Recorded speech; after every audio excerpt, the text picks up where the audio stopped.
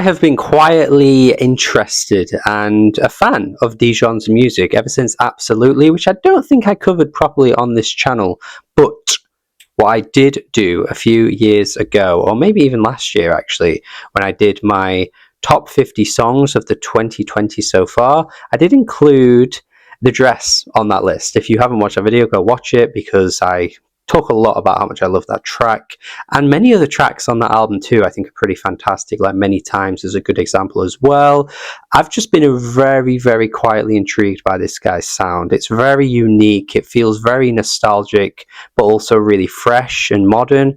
It's been very kind of similar to the McGee sound as well, although McGee's guitar playing and style is completely like otherworldly really in comparison, but they kind of are in a similar space, and they're channeling a vibe and a sound that I think is really cool and unique for this era of music.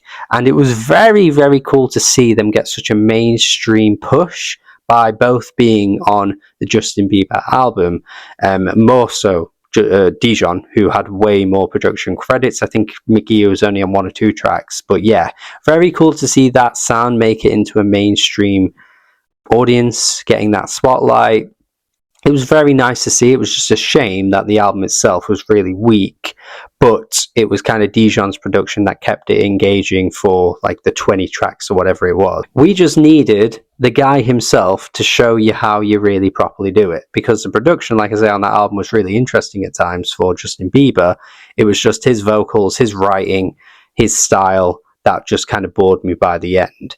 And now, hot off the heels of that album, I can clearly see Dijon wanted to kind of capitalize on that and keep the conversation going, and he's dropped a new album here, Baby. And I've got to say, man, I did like Absolutely. I thought it was good. I absolutely liked it, but this new one, oh, it's so good, man. It's so good. I couldn't find the energy to get excited for a new Chance the Rapper album that dropped on the same day, and everybody was talking about that one. I'm sorry, man. Sometimes you gotta not follow the crowd.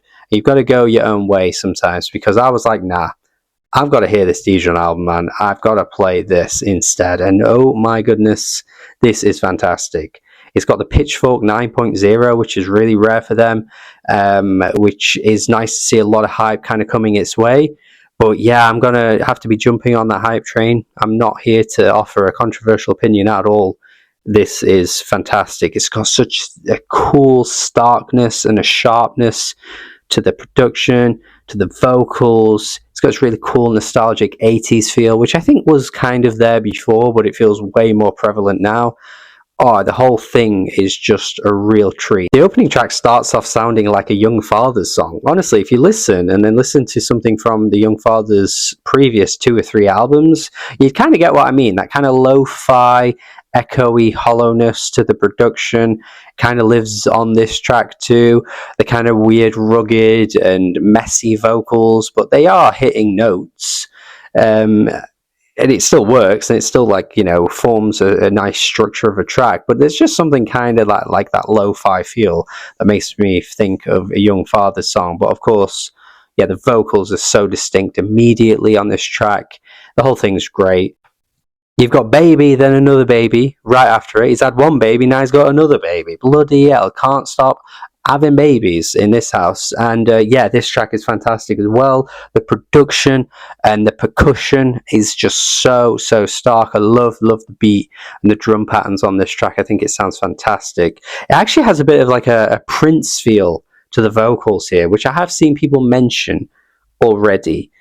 There is that comparison being made, and I get it. I mean, he's definitely channeling way more of that on this album than he ever was before, but god damn, it's really nice to hear that influence coming through in such a cool way, and it feels like it's not just a copycat. It doesn't feel like it's just a re-rendition of the same thing. He's kind of using it in his own unique way, and that kind of like 80s like synth splash that comes through as well does remind me of something that maybe would have popped up on like 1999 or something. And funnily enough, the track after this, Higher, I think it actually has a bit more of an MJ vibe to it. More so in those little ad-libs that he throws out. He does these little like things that come through that remind me a little bit of MJ. The slurred like delivery and the slurred lines that come out, I think kind of Michael would do that a little bit across his albums as well. Yeah, there's something there with that one as well. But I think ultimately the 80s worship and obsession is definitely something that exists on this album. I think anybody that is just wanting that sound and thinks all modern music is just all the same or whatever, I think you're going to be somebody that's absolutely championing and adoring Dijon almost immediately with tracks like this. But we get to Yamaha. Yamaha, man. Yamaha. Oh my god, this song. This could be a real Song of the Year contender. I'm not even joking, man. This track is fantastic. This is the one hit potential song I think this album has.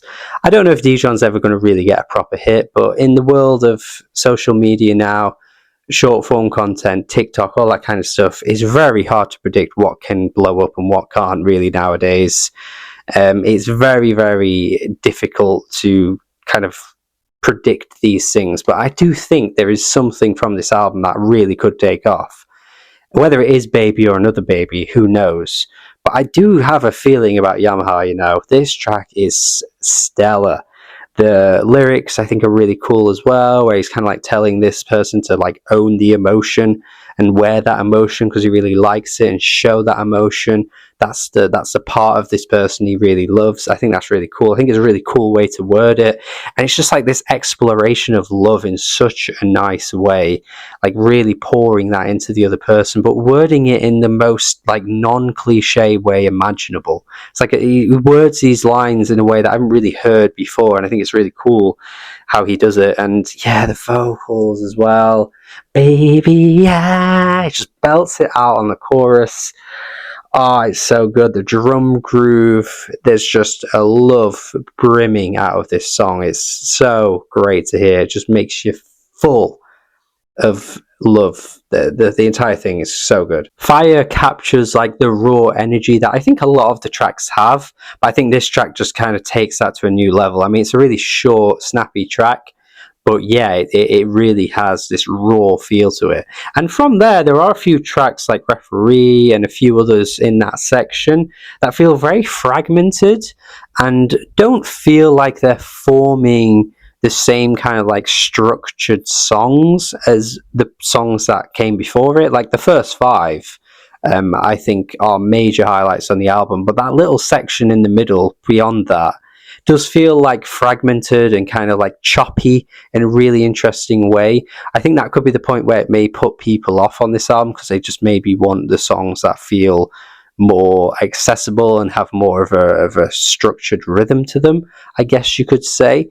But I do actually like this section as well, I will say. Like, I think it's really cool. It feels kind of like these fleeting memories that are kind of like scattered and there's no sort of like, I guess, sense, or it doesn't quite make sense. It's almost like you're kind of like in a dreamlike state, and the songs just kind of like feel very scattered and all over the place. It's messy. It doesn't quite have a rhythm. It doesn't quite follow a particular structured sound or anything like that, but it kind of shows what he can do with his production quality. I think kind of shows what he can do with his sound, and it kind of shows that he can kind of, you know, break things up in interesting ways. Kind of like a Jay Dilla Donuts situation, honestly, with this little section.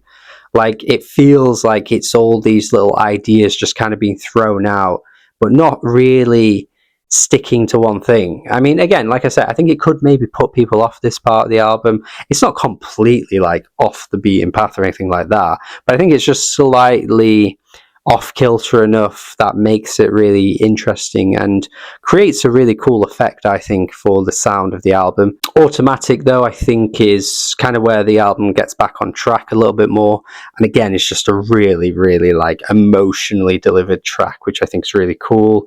The backing vocals add this really cool layer and depth to the song as well. The chorus hits really great, like it's so sweet on the ears, and yeah, it's just again another hit for me on this album. And then the final track, actually, kind of love, sorry, which is kind of like something that would have come off absolutely. I think that kind of like sweetness, that maybe a more R&B feel to some of those songs, the more love centric feel to the vocals and the writing and the softer production would probably be existing on this track in more of an obvious way than any other track on the album.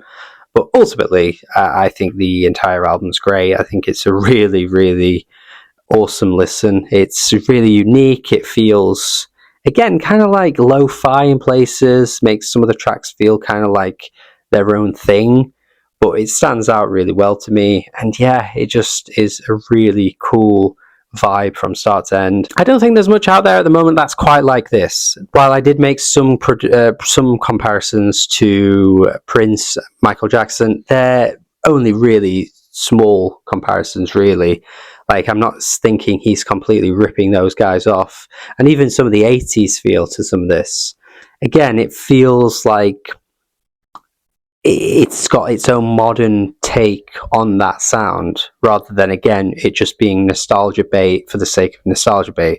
Overall, 8.5 out of 10 from me, as if you couldn't tell. I think it's so cool, this album.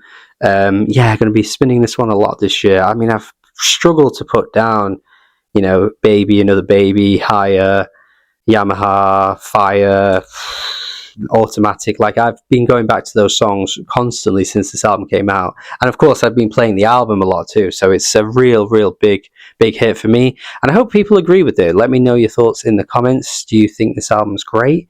Do you disagree, agree? Make sure you subscribe for more videos as well. Have a good day, and goodbye.